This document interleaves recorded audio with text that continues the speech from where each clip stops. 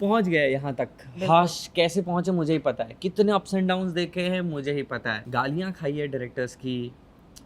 किसी ने ऐसा बोल दिया कि एक्टिंग में तो, मुझे गंदा वर्ड है, मुझे बोलना नहीं है, बट आप बीप कर देना अगर चाहिए तो। आप मुझे ये कहा है कि एक्टिंग में ये तो एक चीज़ है, बहुत तरीके की पॉलिटिक्स खेली जाती है। कभी कभी आपको नीचा गिराने के लिए कोशिश करते हैं, आप में दम है, आप में पावर है और भगवान का सपोर्ट है तो आप आ ही जाते हो। Welcome to Tell Me All. I'm Swati Chopra. Today we're talking to actor Vishal Jetwa, who once called himself a beautiful misfit in this industry, but has proved that this is exactly where he belongs by walking his own path. Hi Vishal, welcome to the Quint. Thank you so much. मैं शुरू करना चाहूँगी जो मैंने अपने intro में बोला। आपने बोला था कि मैं इस इंडस्ट्री में एक ब्यूटीफुल मिसफिट हूँ, पर मैंने बोला कि आप इधर ही बिलोंग करते हैं। पर आपको वो बात, आपको ऐसे क्यों लगा, आपने वो क्यों बोला, क्या था जो आपके जहन में आया कि मैं इधर थोड़ा मिसफिट हूँ? मैं बड़ा ही घबराता था। हाँ जी। आई थिंक आफ्टर मर्दानी मतलब मेरा बॉलीवुड में डेब्यू हुआ, उसके बाद मैं जहाँ भी पार्टीज़ में जाता था, एक पीआर चल रहा है बॉलीवुड में, ये सारी चीज़ें मुझे समझ नहीं आती थी। एक तरीके की लैंग्वेज है, एक तरीके का स्टाइल है, फ्लैशी कपड़े हैं, लोगों को पता है कैसे चलना है, कैसे रुकना है, गाड़ी आएगी, एक ड्राइवर भी होगा, एक बॉय भी होगा, ये सारी चीज़ें मैनेज कैसे होती है। और वहाँ मैं समझ ही नहीं पाता था क्या हो रहा है क्या नहीं, लेफ़्ट आउट फील करता था। स्पेशली जब पार्टीज़ में जाता था, पार्टीज़ में जाने से पहले मुझे बहुत डर लगता था क्योंकि मैं किसी को जानता नहीं हूँ, और वहाँ पे जाके लेफ़्ट आउट फील करता था, किससे कैसी बात करनी। लोग मुझे जानते हैं क्योंकि मैंने यशराज से मुझे डेब्यू मिल गया, काम तो मैंने बराबर कर लिया, पर वहाँ पे अगर उन्होंने कुछ मुझे इंग्लिश में पूछा और मैं जवाब नहीं दे पाया क्योंकि मुझे समझ नहीं आया, तो सिर्फ वो इंग्लिश के डर की वजह से मुझे इंटरव्यूज़ देने में भी बहुत डर लगता था। काजोल मैम के साथ जब इंटरव्यू भी कर रहा था सलाम वेंकी के समय, हाँ तो जी। जब कोई इंग्लिश में क्वेश्चन पूछता था तो मुझे ऐसा लगता था इट इज़ माई रिस्पॉन्सिबिलिटी कि मुझे इंग्लिश में ही आंसर देना, और मैं ट्राई करता था और फंस जाता। इट्स नॉट लाइक कि I can't speak in English at all, it is not that. Obsession एक उस लैंग्वेज को लेकर ऐसा हो गया है, और हमारा फैमिली बैकग्राउंड भी ऐसा रहा है, तो और पढ़ाई लिखाई इंग्लिश में हुई नहीं है, तो फ्लुएंसी और वो कंफर्ट नहीं है, वो मेरी फर्स्ट लैंग्वेज है नहीं। ऐसा लगता था कि मैं इस माहौल के लिए बना ही नहीं हूँ, सिर्फ मुझे अपना काम अच्छे से करने आता है, शायद इसीलिए मैं यहाँ पे हूँ। उसके अलावा मैं यहाँ पे मिसफिट हूँ। जो मैंने अपनी वीकनेस समझी, आज वही मेरी स्ट्रेंथ बन गई। मैं आज जो बात कर रहा हूँ, मुझे पता चला कि मैं जो बात करता हूँ ऐसे मेरे जैसे सोचने वाले हज़ारों लोग हैं, और जो नए नए बॉलीवुड में एंटर करते हैं, काम करने की कोशिश करते हैं, हमेशा फिट इन करने की कोशिश करते हैं। मेरे जैसे ट्राई करने वाले लोग बहुत हैं, और जैसे ही वो ट्राई करने की कोशिश करते हैं, मैं तुरंत समझ जाता हूँ कि यह क्या करने की कोशिश कर रहे हैं, but it is not going to work out. Long term में तो बिल्कुल नहीं चलता। होगा। हाँ। आप कोशिश कर सकते हो, इट्स नॉट कि आपको सीखना नहीं चाहिए, आपको ग्रो करते रहना चाहिए, सीखना चाहिए, बट आप अपने आप को अगर एक्सेप्ट नहीं कर पा रहे हो तो बात खत्म। बहुत बोल लिया। नहीं, आप बोलिए, इसीलिए हम इधर हैं ना। विशाल, अभी ये जो हुमायूं की स्क्रीनिंग हुई थी, ऑफ कोर्स आप बहुत इमोशनल हो गए थे, एंड आई कैन अंडरस्टैंड आप क्यों इमोशनल हुए होंगे, पर उस समय आपके दिमाग में क्या चल रहा था? क्या आपके सामने एक आपकी जो जर्नी रही है इस मुकाम तक, वो रेड कार्पेट तक, क्या वो सब था? क्या था आपके दिमाग में चल रहा था? It was mixture of a lot of emotions. जैसे मैं आ रहा था, बहुत ओवरवेलमिंग फीलिंग लग रही थी।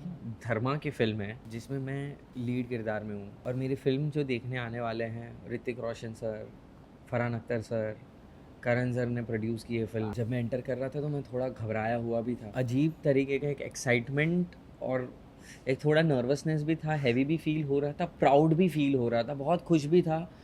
और जैसे लिफ्ट ओपन हुई तो मैंने सामने देखा, मेरा पोस्टर लगा मेरा और जानवी का, और वहाँ मेरी मॉम खड़े, मेरे पूरे फैमिली खड़े, और मम्मी ने मुझे हक किया। तो वो हक करने के बाद मुझे ऐसा एकदम ही रोना आ गया कि यार, मतलब ऐसा फील हुआ कि पहुँच गए यहाँ पे।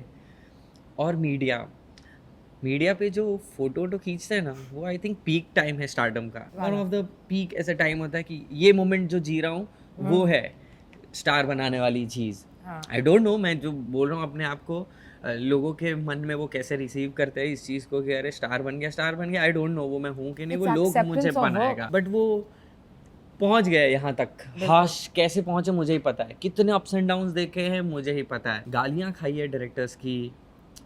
किसी ने ऐसा बोल दिया कि एक्टिंग में तो, मुझे गंदा वर्ड है, मुझे बोलना नहीं है, बट आप बीप कर देना अगर चाहिए तो। आप मुझे ये कहा है कि एक्टिंग में, बट मुझे इतना ख़राब तरीके से भी बोला है, और तब अगर मैं अपने आप को ऐसा ही मान लेता कि हाँ ये जो कह रहे हैं वही सही है, और मैं अगर आगे मेहनत नहीं करता तो आई थिंक नहीं पहुंच पाते। और बहुत सारी, ये तो एक चीज़ है, बहुत तरीके की पॉलिटिक्स खेली जाती है। कभी कभी आपको नीचा गिराने के लिए कोशिश करते हैं, आप में दम है, आप में पावर है और भगवान का सपोर्ट है तो आप आ ही जाते हो। तो वहाँ पे जो खड़ा रहा था ना मैं, इतना मुझे ऐसा फील हुआ कि शिट, वो इमोशन सब कुछ दिखता है वहाँ पे। तो मोमेंट बहुत ही बहुत अलग इमोशंस था। थे। हाँ, बहुत इमोशंस अब ये जो डायरेक्टर ने जिसने आपको ये बोला, आप आई होप आप सुन रहे हैं। मुझे समझ नहीं आता है कि लोग किसी को क्यों नीचे पुल डाउन करेंगे जब आप देखते हो कि कोई इतनी कोशिश करके इतने चैलेंजेस से गुजर के जी। आगे बढ़ रहा है। मुझे ये समझ नहीं आता, ये ठीक है, पॉलिटिक्स और वो ज़रूरी था, वो बहुत ज़रूरी था। जब मैं अपनी सक्सेस स्टोरी की बुक लिखूंगा तो मैं क्या लिखूं कि मुझे कॉल आया और बुला लिया और हो मेरा गया। सक्सेस हो गया? नहीं, क्या है मतलब, ये स्टोरी में दम क्या है? बोला किसी ने ऐसा, फिर मैंने फाइट की, किसी ने ये करने की कोशिश की, मैंने फाइट की और मैं रुका नहीं, मुझे रोना आया, मैं डर गया, मैं घबरा गया, फिर भी मैंने ट्राई किया, मुझे, और तब जाके मैं पहुंचा। तो मेरे पास बुक है लिखने को यार। विशाल, कभी जब आप ये सब आपके साथ अब हो रहा है ना, ये स्टारडम, ऑस्कर, कान, टिफ, 9 मिनट्स की स्टैंडिंग ओवेशन, आपकी फैमिली का जो प्राइड है, आप जब अपने बचपन के बारे में सोचते हो, ठीक है, कोई ऐसा मोमेंट याद आता है कि आपने सोचा था यार एक दिन ये मेरे साथ होगा, मैं ऐसे चलूँगा, मेरी फ़ोटोज़ खींची जाएंगी? जी जी, रितेश देशमुख सर और जेनेलिया मैम की शादी के वीडियोस देख रहा था मैं बचपन में, और वहाँ पे मैं देख रहा था सारे स्टार्स एंटर कर रहे हैं, तो फोटो खींचे जा रहे हैं, और उनकी एंट्री का जो वीडियो था कि अच्छा ही इज़ अराइव्ड, वो चल के आ रहे हैं, वो देख के एक बार ऐसा थॉट आया था। इवन रणवीर सिंह सर के वीडियोस देख के भी, पेप के वीडियोस वगैरह देख के भी मुझे ऐसा लगता है कि सीक्रेट है, बोलता नहीं था मैं किसी को। अब जब ऐसा होने लगा तो मैं बोलता हूँ। ये सारे वीडियोस देख के मुझे लगा था तो सही कि मैं करूँगा, कैसे करूँगा मुझे नहीं पता होता है, मुझे ये बात पता ही नहीं होती मैं कैसे करूँगा, पर हो जाती है चीज़ें। ये बिलीव से होती है और वो एनर्जी से होती है। ऐसा नहीं है सिर्फ बातें होती है कि मैं क्राफ्ट में अच्छा हूँ इसलिए हो जाएगी, या फिर मैं हार्ड वर्क कर रहा हूँ बहुत, ऐसा हर एक लोग करते हैं, बहुत लोग करते हैं, बहुत मेहनत करते हैं, हर एक लोगों को यहाँ तक पहुँचने नहीं मिलता। तो आई थिंक वो भगवान का एक फेवरेट लड़का होता है कि जिनको थोड़ा ज़्यादा केयर करते हैं, भले भगवान सबको प्यार करते हैं, तो वो हूँ मैं। आप और भगवान के मुझे फेवरेट दुआएं चाइल्ड बहुत हो। मिलती है, मुझे बहुत, वो मम्मी लोगों का फेवरेट हूँ मैं। सब आंटी लोग आके बोलते मेरा बच्चा तने तो बहुत आशीर्वाद जे बेटा। तो मैं वो हूँ। होमबाउंड भी मैंने वैसे ही क्रैक की। मैं मेडिटेशन करता था, मैनिफेस्टेशन करता था, बुक में लिखता था, नंबर्स लिखता था, कुछ मुझे दिए गए थे, मुझे एक पर्सन ने कहा था कि ग्रीन पेन से ये नंबर लिखना, मुझे याद नहीं एग्जैक्टली। ये सारी चीज़ें मैंने की एट द सेम टाइम। मतलब ये नहीं है कि आप बुक में लिख के छोड़ दिया भाई होना है तो होगा। हार्ड तो वर्क वो बहुत नहीं। होता है इन सब तो चीज़ फिर में। उसके बाद सेक्रीफाइस भी किया, बहुत मेहनत भी की, मेरे पैर में लगा था, तब भी मैं गया, टेस्ट करने गया, और वो वॉकर पे गया मैं। It is mixture of everything. मतलब ऐसा नहीं है कि आप सिर्फ मेहनत करो और बिलीव नहीं है तो भी नहीं होगा, बिलीव है सिर्फ मेहनत नहीं है कुछ नहीं होगा, क्राफ्ट ही नहीं है होगा ही नहीं। तो एक चीज़ नहीं है, सब एक साथ चलता है। आप मुझे ये पर्सन का नंबर देना जिसने आपको मैं बोला ग्रीन दूँ। पेन से ये अरे लिखना, मैजिकल, मुझे भी लिखना है। मैजिकल है, मैं दूंगा आपको। प्लीज़ दीजिएगा प्लीज़। विशाल, हम आपके क्राफ्ट के बारे में तो बहुत बात करने वाले हैं, पर मुझे आपके बचपन के बारे में थोड़ा जानना है। आपका बचपन कैसा था? आप किस तरह के बच्चे थे? आप नॉटी थे, आप हाँ। सीधे साधे थे? आप लगते तो नॉटी हो।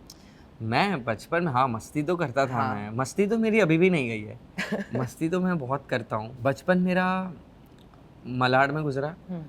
गुजराती मीडियम स्कूल में मैंने पढ़ाई की है, और दो स्कूल बदली मैंने। पढ़ाई में एक समय तक ठीक ठाक बच्चा था, फिर एक बार हमने क्लास ज्वाइन किया था, वहाँ पे मार वार पड़ती थी बहुत, और बहुत डरा के पढ़ाया जाता था, और मैं बहुत ही स्टूडियस बच्चा बन गया, एकदम अच्छे परसेंट आने लगे। और फिर पढ़ाई के लिए भी मेरा झुकाव 10th स्टैंडर्ड तक ठीक ठाक था। मतलब 77% वाले बच्चे होते हैं ना जो, मतलब वेरी गुड। हाँ, तो उतना था। और एक समय तक थोड़ा बिगड़ैल बच्चा भी था, फाइट वाइट करना स्कूल में, इसको बुलाता हूँ उसको बुलाता हूँ, और ऐसा करता था मैं। बस वो बिगड़ने के एज पे ही था, समझ लीजिए। बच गए। हाँ, और मेरे गुरुजी शोएब खान सर मुझे ज़िंदगी में मिले, तो उन्होंने मुझे पहले यही कहा कि एक अच्छा एक्टर बनने से पहले एक अच्छा इंसान बनो। फिर उन्होंने अहमियत मुझे बहुत सारी ज़िंदगी की बताई, फैमिली की अहमियत क्या होती है। तो आज मैं जो अपने मॉम को एकदम भगवान का दर्जा देता हूँ, उसमें बहुत बड़ा हाथ मेरे गुरुजी का भी है। उन्होंने मुझे बताया कि माँ के पैरों में जन्नत होती है।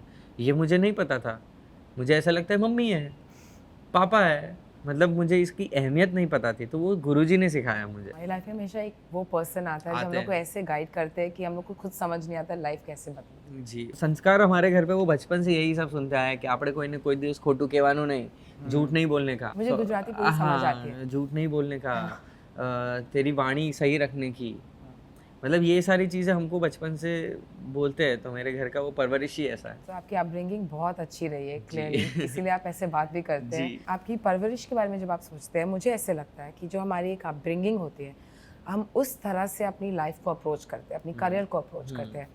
आपको क्या लगता है आप में और दूसरों में इस इंडस्ट्री में, जैसे वो अपने करियर और लाइफ को अप्रोच करते हैं, क्या फ़र्क है? जितना मैं खुद को जान पाया हूँ, एक मेरे अंदर एक ऑनेस्टी है और मैं वो ऑनेस्टी से बात करना पसंद करता हूँ।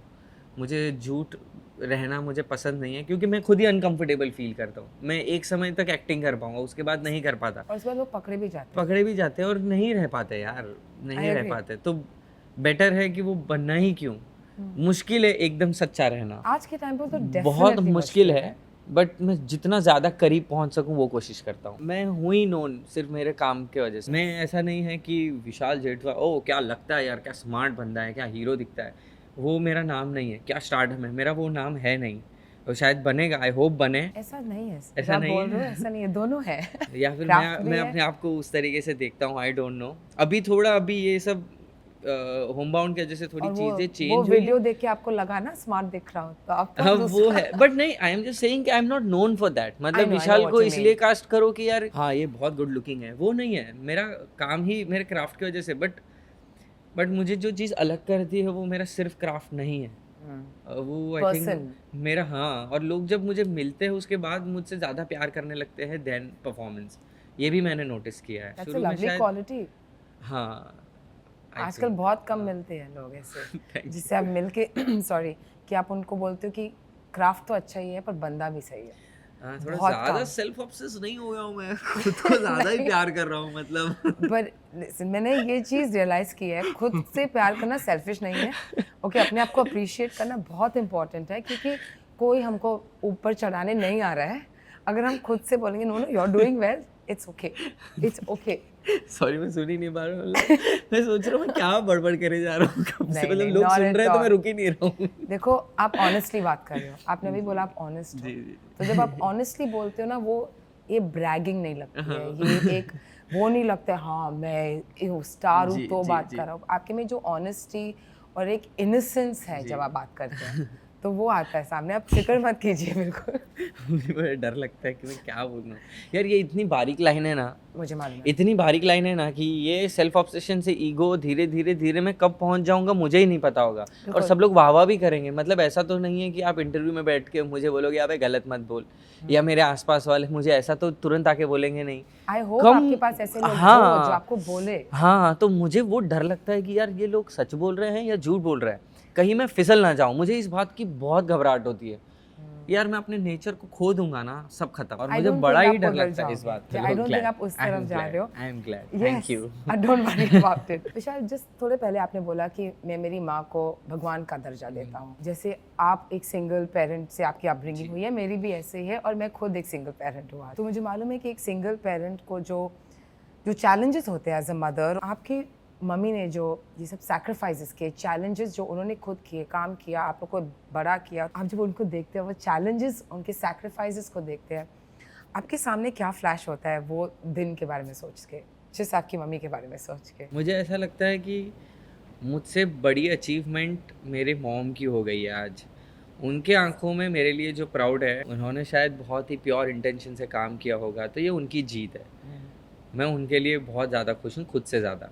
मुझे इसीलिए बहुत पसंद है ये, मतलब उनको खुश रखना। मम्मी की अहमियत इसलिए भी बहुत समझ में आई क्योंकि जब पापा नहीं रहे, बहुत छोटा था मैं, अब मुझे इस बारे में पता तो नहीं था, बट मुझे एक बात समझ में आई कि अभी हमारे पास जो है उसको उतना प्यार कर लो कि कभी फिर आगे जाके उस बात का रिग्रेट ना रहे। आपकी, मेरी, और ये चैलेंजेस जो होते हैं हम लोग को बदलते रहते हैं, हम लोग जी। को हमसे कुछ ले भी जाते हैं पर हमें कुछ ऐड भी कर देते हैं।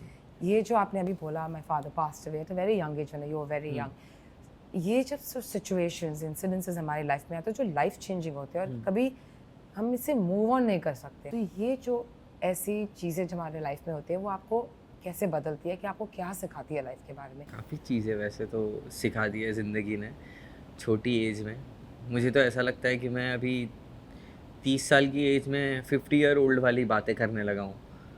तो एक मैच्योर इंसान आपको ज़रूर बना देती है यंग एज में। ले लेती है कुछ चीज़, तो वो है आपका बचपना। आप जो एक नॉर्मल चाइल्डहुड होता है वो ले लेता है आपसे, क्योंकि आप उस बचपन के समय में आप काम कर रहे होते हो। आपको एक रिस्पॉन्सिबल पर्सन बना देती है, आपको ज़्यादा सीरियस पर्सन बना देती है। और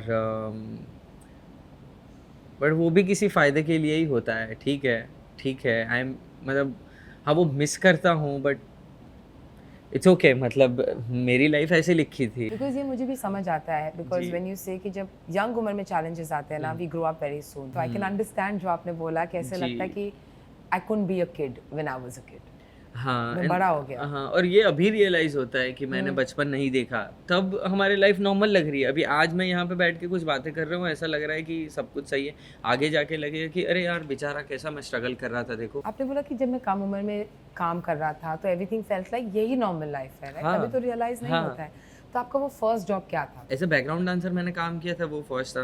हाँ। उसके बाद मैं टीवी करता था बहुत समय के लिए। यस। मैंने टीवी 10 साल मैंने टेलीविज़न में काम किया है, हाँ ठीक है? और उसमें बीच में एक समय ऐसा आया कि जब मेरे पास काम नहीं था, और जब मैं घर पे बैठा खाली, जब मेरे पास काम नहीं था, थोड़े समय, आई थिंक बहुत ज़्यादा भी नहीं, बट कुछ समय के लिए जब मैं बैठा था, तो आई रियलाइज़्ड कि काम नहीं है तो इसके अलावा क्या है मेरे लाइफ में? मेरी पर्सनल लाइफ नाम की कोई चीज़ें है भी कि नहीं है?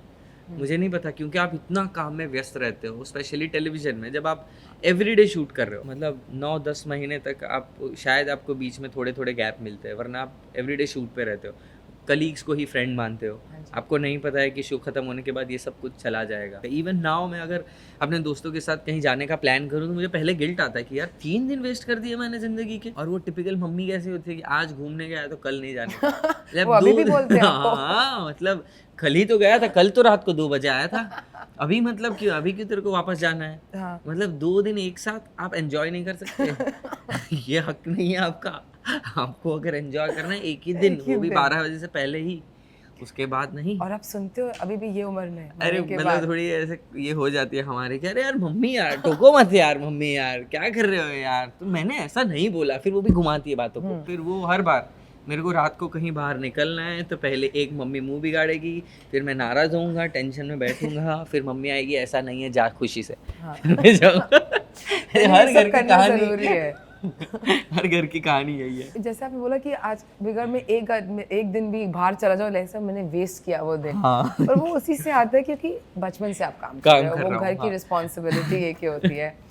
I can understand that. और आप जैसे एक्टिंग में घुसे, आपने बोला बैकग्राउंड डांसर, जी। फिर टीवी किया जी। आपने, तो ये जहन में ऐसे आया कब कि मैं एक्टर बनूंगा? मेरे दूर दूर तक मतलब चाचा मामा काका के भाई के बहन के भतीजे भी मेरे एक्टिंग के मेकअप ज़्यादा भी नहीं है। मतलब कुछ भी नहीं है, कोई भी नहीं है। मैंने ऐसे बैकग्राउंड डांसर काम करना शुरू किया था, वो भी देखा देखी में। मैंने अपने दोस्त के कहने पे मैंने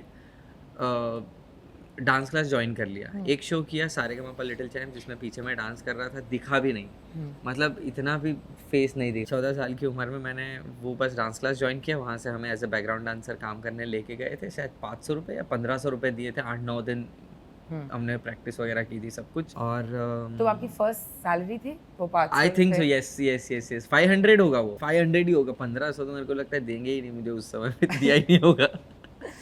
तो वहीं पे मैंने एक एक्टिंग क्लास देखा, you star theatre group acting class लिखा था। मैंने एक्टिंग क्लास ज्वाइन कर लिया और ज़्यादा ही डेडिकेटेड हो गया, मतलब ज़्यादा ही प्यार हो गया मुझे परफॉर्मेंस से, काम से, और मैं अच्छे से सीखने लगा। और मुझे लगा कि ये है मेरी जगह, यहाँ पे मैं कर लूँगा, मतलब हो जाएगा। टफ है, हो जाएगा।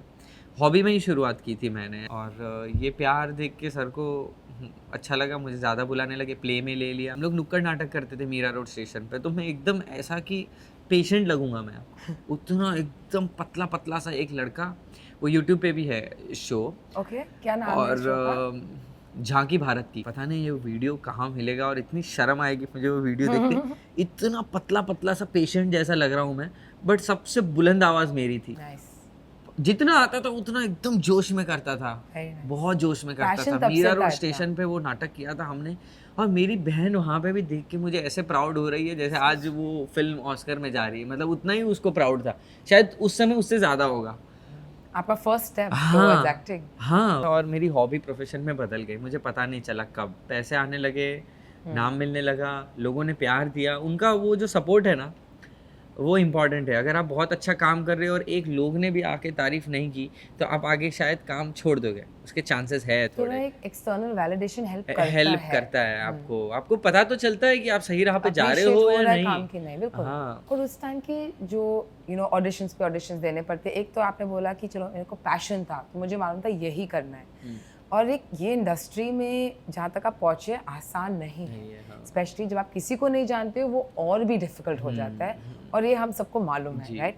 तो आप जब वो टाइम को देखते हैं, आपको उस टाइम के बारे में याद क्या आता है? थोड़ा कभी कभी डर जाते थे कि यार ये चूज तो कर लिया है, अब हो पाएगा या नहीं हो पाएगा यार, मुश्किल लग रहा है। और सबसे थोड़ा अलग ही था मैं, मतलब सबसे थोड़ा सा तो बाय लुक बोले आप या Unique होना अच्छा है। बिहेवियर, हाँ, बट वो एकदम माइनस लगता था मैं अपने आप को ना। कपड़े पहनने का कोई ढंग था, कुछ पता नहीं था, देख के तो आप बोलोगे भी नहीं कि ये एक्टर होगा। मतलब मुझे ऐसे ऐसे रोल में कास्ट किया जहाँ पे मैं कास्टिंग डायरेक्टर की जगह पे अगर अपने आप को रखूँ तो मैं शायद खुद को कास्ट भी ना करूँ। मतलब ऐसे अकबर के रोल में मेरे जैसा एकदम पतला पतला सा लड़का, एकदम बच्चा लगने वाला, आवाज़ में दम नहीं, सिर्फ एक ही है जुनून और पागलपन, या मेरे को करना है। साइकिल पे जाना स्टेशन तक, और बस का एक पास रखा था मैंने, मैजिक पास रखा था। उससे क्या होता है, मुंबई में कहीं भी बस में घूम सकते हो, BEST में। मेरे घर से मीरा रोड स्टेशन या भाईंदर स्टेशन तक बस में, वहाँ से बाद में मैंने एक और पास किया था, बैंड्रा टू वसई हाँ। नायगांव समथिंग। तो ट्रेन में ट्रैवल भी फ्री मतलब पास वो ले लिया पास था ले 3-4 महीने का। हाँ जी। और फिर वहाँ से भी तो मैं 0 रुपीज़ में घर पे आता था, और कभी कभी सिर्फ भेल खाता था मैं स्टेशन पर, मजा आता था। बिल्कुल। अभी ये सिर्फ स्ट्रगल स्टोरी लगती है, मजा भी आता है उसमें बहुत। क्या अरे यार? भूख लगी है, कुछ खाया नहीं, ऑडिशन के समय नहीं खाऊंगा, आते वक्त मैं अपने आप को ट्रीट दूंगा भेल खा के। हाँ। और वहाँ पे भेल खाते खाते और गाने सुनते सुनते आता था मैं। हाँ। आपकी मम्मी का क्या इन्फ्लुएंस रहा है आपके लाइफ में? एक तो नेवर गिव अप एटीट्यूड मुझे मम्मी से आता है। मम्मी के चैलेंजेस मुझसे बहुत ज़्यादा रहे हैं, वो जिस हिसाब से वो स्ट्रांग रही है वो भी मुझे बहुत सही लगता है। और वो मैं इस मामले में थोड़ा उनसे अलग हूँ, बट मम्मी कोई भी डिसीजन लेने से पहले डरती नहीं है। वो डिसीजन मेकर है, वो डरती नहीं है किसी भी एक नए स्टेप को लेने से, कि समाज से ज़्यादा डरती नहीं है। मम्मी लेती है डिसीजन और फिर वो इंस्पिरेशन बनती है, और उनका देख के हमारे समाज के कितने लोगों ने वैसे स्टेप लिए जो मेरी मॉम ने लिए। I think Shahrukh Khan sir आज बहुत आ रहे हैं। शाहरुख खान सर भी ऐसा कहता है ना कि वो फीमेल उनके लाइफ में बड़ा लकी रोल प्ले करती है। मेरे लाइफ में भी ऐसा है, मेरे लाइफ में मेल फैक्टर कम है, काफ़ी कम है। मेरे पापा नहीं है, मेरे काका मतलब मेरे बड़े पापा नहीं है, मेरे दादा नहीं है, मेरे नाना नहीं है। हमारा वो सपोर्ट सिस्टम जो मेल का होना चाहिए वो नहीं है, तो उसकी कमी होती है। बट फीमेल्स का बहुत प्यार और वो ये रहा है, लकी चार्म बहुत रहे हैं वो लोग। मेरी बहन है, मेरी कज़िन एक छोटी बहन है, और मेरी मम्मी है, मेरी नानी है, मेरी मौसी है। तो मैं उन लोगों के साथ बहुत रहा हूँ, तो एक सॉफ्टनेस भी है। और फीमेल्स के साथ आप बड़ा हर्ड फील करते हो, वो सुनते हैं आपको प्यार से, और उनकी एक जो सॉफ्ट एनर्जी होती है वो बहुत सही होती है। लड़के लोग क्या करते हैं, बोलते हैं अरे हटना, छोड़ना है, जाने दे, भूल जा, यही है उनका मतलब वही है। हंसते रहते हैं, मस्ती करते हैं हम लोग, और एस्केप कर जाते हैं अपनी रियलिटी से, बाकी कुछ नहीं है। इसलिए आप ऐसे हैं। हाँ, शायद इसीलिए मैं ऐसा हूँ। ऑनेस्ट है जी, अर्नेस्ट है, इन द सेंस जो है वो एक दिखावा नहीं है कि मैं आदमी हूँ, ह्यूमन बीइंग। हाँ, क्योंकि वो कमी रही है। मतलब ऐसा मुझे कभी सपोर्ट किसी ने किया नहीं कि देख लेंगे अपन, टेंशन मत ले, ऐसा सपोर्ट मुझे नहीं रहा है कभी भी। शांति से और एकदम प्रॉपर सॉल्यूशन के साथ बात करने पे, वो ठहराव के साथ बात करने में ही मुझे सिखाया गया है, मतलब यही सारी चीज़ें सिखाई है। Female strength is very different. हाँ, what a woman can handle, not just because I'm a woman, but Yeah. I have seen enough women around me जो वो लोग हैंडल कर सकते हैं ना, I don't think सही में ये सारे बॉयफ्रेंड या हस्बैंड्स घर पे आके अपनी बीवी के गोद में रोते हैं। मतलब वो क्यों रोता है, मतलब उनको इमोशनल सपोर्ट की बहुत ज़रूरत होती है। ये लड़के लोग सिर्फ बाहर से टफ दिखाने की कोशिश करते हैं, अंदर से तो फुसकी बॉम्ब है, कुछ नहीं है। उनके गाल पे ऐसा हाथ घुमा दो, रोने लगेंगे, अपने दुखड़े बांटने लगेंगे। बिल्कुल। सच में है ये। I know, but I'd like to move away now and talk a little bit about your films. जो आपकी मर्दानी, you made a Bollywood debut with मर्दानी. आपने रानी मुखर्जी के साथ हाँ काम किया. ये भी तो है। फिर? मैंने रानी मैम के साथ काम किया, काजोल मैम के साथ काम किया, शिफाली मैम के साथ काम किया। आप देखो हाँ पहले हम मर्दानी से चालू करते हैं. आप मुझे उस फिल्म पे एक आपका तो एक्सपीरियंस बताइए, और रानी मुखर्जी के साथ काम करके वो दिन क्या था आपके लिए, क्या सीखा, क्या हुआ उस सेट में, क्योंकि आपने तो उनको पहले स्क्रीन पे देखा होगा, जी। और फिर एक फेस टू फेस मिले, तब क्या हुआ? मुझे रानी मैम से अभी भी ही डर ही लगता है ऑनेस्टली। मैम डराते नहीं है पर आपको डर लगता है, क्योंकि मैं उनका वो इमेज ही लेके गया था पहली बार, और मेरी फर्स्ट फिल्म इतने बड़े स्टार के साथ, तो मुझे बहुत ही घबराहट होती है। और रानी मैम ऐसे फुल बिंदास एटीट्यूड वाले मैम है एकदम। एट द सेम टाइम मेरी फर्स्ट फिल्म भी थी, तो मैं खुद भी बहुत घबराया हुआ था, और हमारे रोल भी ऐसे थे, एंटी थे एक दूसरे के, तो मैं ज़्यादा उनके साथ घुलता मिलता भी नहीं था। दोनों बैरियर है, एक मैम का एक स्टारडम है जो मैं अपने दिमाग में पहले से लेके आया हूँ, फिल्म में वो शिवानी शिवाजी रॉय है, तो मैं घबराता हूँ, तो मैं थोड़ा दूर ही बैठता था मैम से। मुझे लगता था कि नहीं नहीं ये नहीं पूछना है, सिर्फ ज़रूरत होगी, लास्ट एंड पे आ गया कि अब ये ज़रूरत है तो ही जाके पूछता हूँ, वरना नहीं। और मैम बात करते हुए मुझे लगता है अरे मैम तो बड़े कंफर्टेबल है। हाँ। कभी कभी ऐसा भी रियलाइज़ होता है, फिर घर पे जाके मैं टीवी देख रहा हूँ तो मैम की कोई फिल्म दिख रही है, अरे यार मैं तो रानी मुखर्जी के साथ काम कर रहा हूँ यार।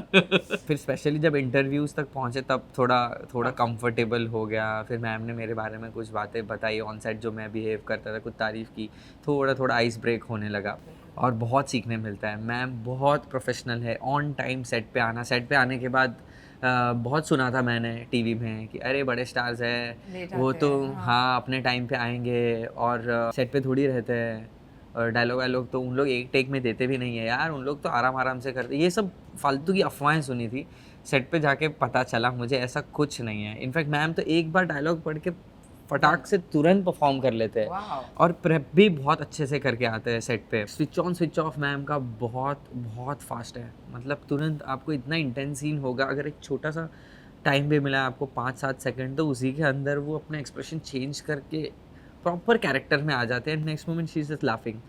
वो लगता है अरे यार क्या है ये। नेशनल अवार्ड इसीलिए तो मिला है ना उनको। तो Rani Mukherjee for a reason. Yes, absolutely. And if we speak about Kajol ma'am, Salaam Venky. हाँ, तो यहाँ पे भी मैं शुरू में थोड़ा डरा हुआ ही था। वो मेरा नॉर्मल, अगर मैं डर नहीं रहा हूँ तो मैं नहीं हूँ, पर मैं एक वो बात पक्का है। मैं नर्वस हो जाता डरना हूँ और नर्वस होना ना बहुत अच्छी चीज़ है। हाँ मीन्स यू केयर।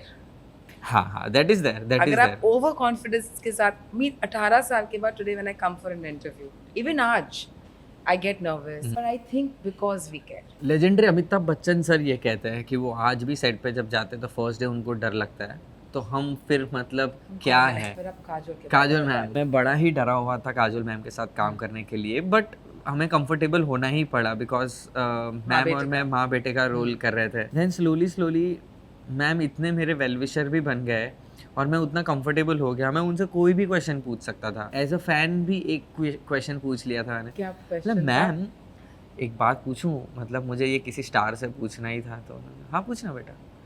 मैम आपको पता होता है कि आप कितने बड़े स्टार हो? क्योंकि देखो मैं शूट करके जाता था तब मुझे मैम तो ऐसा कुछ बिहेव नहीं करते थे, पर मैं जब घर पे जाता हूँ, कहीं एक थिएटर में गया तो काजोल मैम का बड़ा फोटो लगा है। ऑटो में जा रहा हूँ, ऑटो में दोनों जगह काजोल मैम के वो पुराने समय हर साइड में फोटो लगे हैं। मैम को तो कभी, मैम तो कहाँ ऑटो में कभी जाएंगे, उनको कैसे पता होगा कि ये सब उनके नाम पे इतनी सारी चीज़ें हो रही है, आउट ऑफ कंट्री जाए वहाँ पे उनके फ़ोटो लगे हैं, तो उन्हें भी पता होता है क्या कि वो इतने बड़े स्टार है? हम कहते देखो बेटा पता तो होता है, पर हम लोग उसको इतना टच नहीं होने देते, अदरवाइज हम अपनी ज़िंदगी जी ही नहीं पाएंगे। फिर एक और किस्सा हुआ था, रेवती मैम और काजोल मैम, रेवती मैम ने डायरेक्ट की थी फिल्म, वो दोनों कुछ परफ्यूम के बारे में बात कर रहे थे। परफ्यूम ये सब थोड़े लग्जरी परफ्यूम के बारे में बात कर रहे थे। मैंने बोला इस कॉन्वर्सेशन में कुछ कंट्रीब्यूट नहीं कर पाऊंगा मैं, this perfume that perfume, this name that name, बड़े बड़े ब्रांड के नाम। बोला भाई हम तो वो 150 वाले मेडिकल से जो मिलते वो लगा के बड़े हुए। तो मैंने सोचा इस कॉन्वर्सेशन में जाना ही नहीं, मैं ऐसा थोड़ा एक कान से सुन रहा था। मैंने बोला ये कॉन्वर्सेशन खत्म होगी तब एंटर करूंगा, वरना मुझे जाना ही नहीं है यहाँ पे। जैसे ही खत्म हुआ मैंने बोला अंदर घुसता हूँ, तो मैम ने तुरंत पूछ लिया विच परफ्यूम डू यू यूज विशाल? लग गया, फंस गया। बोला मैम एनी हाँ। एनी हाँ। बोलती है व्हाट एनी, कुछ तो होगा तेरा पसंद तो होगा, 5 परफ्यूम रखूंगी तेरे को समझ में तो आएगा ना कि कौन सा अच्छा लग रहा है कौन सा नहीं। बोला, हाँ मैम हाँ मैम। बाद में वो समझ गई कि इसको नहीं पता ये सब, वो समझ गए कि where I am coming from. मतलब ma'am see I am not into all this. बोलती है ओ अच्छा कोई बात नहीं। जैसे मैं रूम में गया, मेरे रूम में आधे घंटे के अंदर पता नहीं एक मस्त एकदम महंगा वाला परफ्यूम आ गया। और फिर वो परफ्यूम मैं अभी तक एज ए लकी चार्म ही यूज़ करता हूँ, और मैं उस परफ्यूम को बहुत इंपॉर्टेंट जगह पे ही लगाता हूँ, वहीं पे यूज़ करता हूँ, अदरवाइज उसको यूज़ ही नहीं करता मैं। कितने सालों से आपने ये परफ्यूम रखा है? सलाम वेंकी के समय से, और अभी भी ख़त्म नहीं क्या हुआ वो, बात और मैं कर एक दो स्प्रे ही लगाता हूँ। ऐसे। होमबाउंड के ऑडिशन के लिए मैंने लगाया था वो। तो आपको लगता है काजल मैम भी आपकी वो वुमेन स्ट्रेंथ है लक में? हाँ है ना, है काजोल मैम बहुत, और मुझे बहुत प्यार करते हैं काजोल मैम। विशाल, आपने जैसे इस इंडस्ट्री में आए एंड जब मैंने कितने एक्टर्स से बात किया over 18 years and they all whether they are from the industry कि बाहर से आए हैं, इस इंडस्ट्री के जो चैलेंजेस रहते हैं everybody can't do it, you know. बहुत लोग हैं कि बोलते नहीं हो रहा हमसे, कि बहुत लोग होते हैं 10-10 15-15 साल ट्राई कर करके भी नहीं कहीं पहुंचते। वो चैलेंजेस क्या है इस इंडस्ट्री के जो आपने देखे हैं? Don't try to fit in होने की कोशिश नहीं करनी चाहिए, at the same time humble रहना है। मुझे सिर्फ अपनी जर्नी पता है तो वो उन लोगों के बारे में ही पता है जो फिल्म इंडस्ट्री से बिलोंग नहीं करते। मुझे वो जर्नी पता नहीं है तो मैं उसके बारे में बात हाँ नहीं जी। कर पाऊंगा। मतलब किसी भी अपॉर्चुनिटी को मिस ना करना, मुझे ये एक बहुत ही ज़रूरी लगता है। 100 जगह पे अगर ऑडिशन चल रहे हैं, हर एक 2 तो ऑडिशन में से कम 1 या 2 तो आपके फेवर में वर्कआउट करेंगे।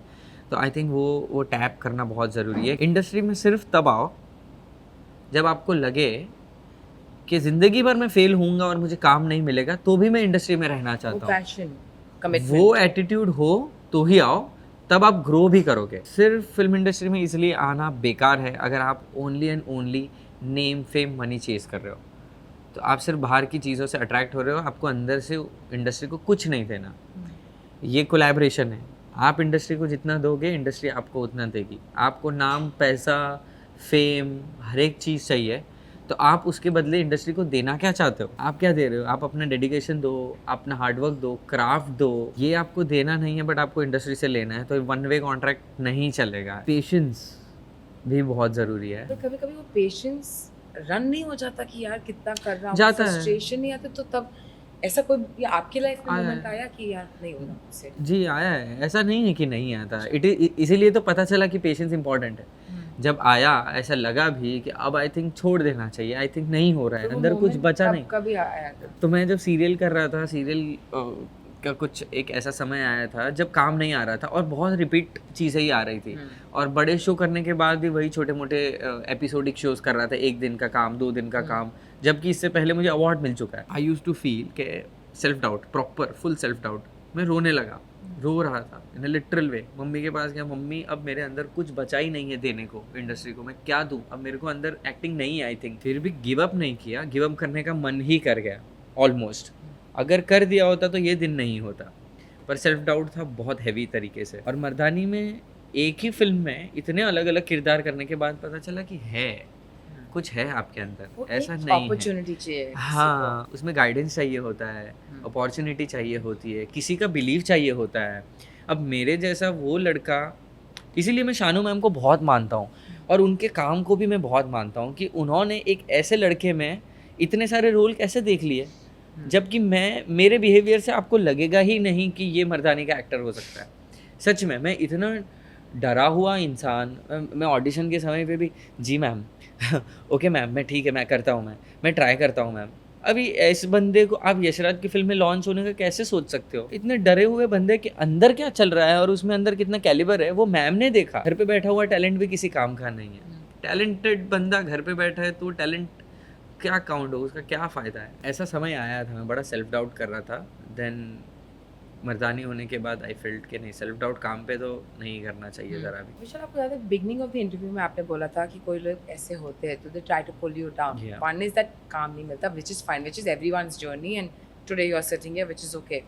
तो इन वो मोमेंट्स में आपको इस इंडस्ट्री के बारे में क्या सरप्राइजिंग लगा when people are trying to pull you down and you आप तो अपना काम कर रहे हो, यू नो, आप किसके वे में नहीं आ रहे हो, किसका काम खराब नहीं कर रहे हो, जी। आप आपका काम कर रहे हो, बट देयर आर जी। People who pull you down.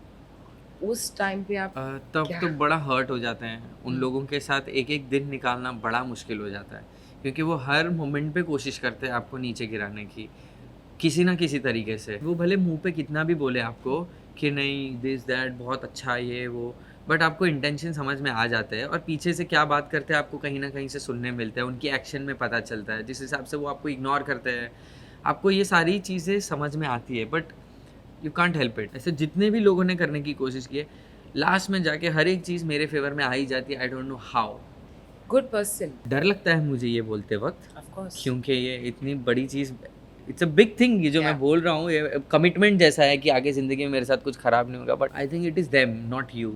आप कोशिश करते रहो, कभी थोड़ा एडजस्ट कर लो, क्योंकि फाइनली फिल्मों में या जो भी प्रोजेक्ट है उसमें यही दिखता है जो स्क्रीन पे दिखता है। ऑन सेट क्या हो रहा है किसी को कोई फ़र्क नहीं पड़ता। आपको आज भी कुछ ऐसी चीज़ें हैं जो इंडस्ट्री के बारे में सरप्राइज करती है इतने सालों के बाद हाँ, ये भी एक बड़ा सरप्राइजिंग लगता है मुझे कि जो आपको हर एक मीडिया में और जहाँ पे दिखाया जाता है हर एक चीज़ सच नहीं है। ये एक बड़ा ही सरप्राइजिंग फैक्टर लगता है, वो एक नैरेटिव सेट है। सच है ये हाँ, मतलब इन दिनों हर एक वो पर्सन जिसे स्टार दिखाया जा रहा है, नॉट नेसेसरी वो एक्चुअली स्टार है। वो Yes. पुश कर कर के बनाए गए स्टार है कि जितने पैसे डालोगे आप शायद उतने बड़े स्टार बनने के चांसेस बढ़ गए। हाँ जी चांसेस ये नहीं बोल सकता कि उसी की वजह से होता है, क्योंकि पब्लिक का एक्सेप्टेंस तो है ही अल्टीमेट। वो तो है ही, वो उसको आप रोक नहीं सकते, क्योंकि बड़े बड़े एक्टर्स के बेटे बेटियां, बड़े प्रोड्यूसर डायरेक्टर के बेटे बेटियां ने कोशिश की बट नहीं पहुंच पाए। आई तो थिंक चाहिए पब्लिक का एक्सेप्टेंस। मैं ये भी नहीं बोल रहा हूँ कि वो लोग गंदे एक्टर थे, मेरा ये मानना है कि खराब नहीं, डिसेंट एक्टर भी तो चल रहे हैं, बट वो लोग तो वहाँ पे भी नहीं चल रहे हैं। पब्लिक पब्लिक को एक्सेप्ट दिखता है हम ह्यूमंस ऐसा सोच लेते हैं कि यार इसको ऐसे ही मिल गया है प्रिविलेज में, इसलिए इसको काम मिल रहा है, हम खुश नहीं है इस बात से, इसको मिलना चाहिए, हम ऐसा सोचते हैं। पर भगवान ऐसा नहीं सोचते, वो सोचते इसको भी उसका ज़िंदगी चलाना है, इसको भी इसकी ज़िंदगी चलाना है, तो हम गाली देते रह जाएंगे, पर भगवान को जिनको काम देना है उसे देंगे ही, और वो ज़रूरी है। इट्स ओके, मतलब I take it as a fact, और ये होना चाहिए, सही हो रहा है, कुछ गलत नहीं है इसमें, ऐसा ही है ये। So I'm going to close this interview with one last question. जैसे मैंने शुरू में बोला था, आपने बोला था मैं एक ब्यूटीफुल मिसफिट हूँ इस इंडस्ट्री में। अब ये सब जो आपके साथ हो रहा है, क्या आपको लगता है आप एक ब्यूटीफुली फिटेड पीस है अब इस इंडस्ट्री पे, कि आप ब्यूटीफुली मिसफिट ही रहना चाहेंगे? आई थिंक धीरे धीरे लग रहा है कि ब्यूटीफुली फिट हूँ मैं, बट इवन दो ऐसा नहीं लगता, इट्स फाइन।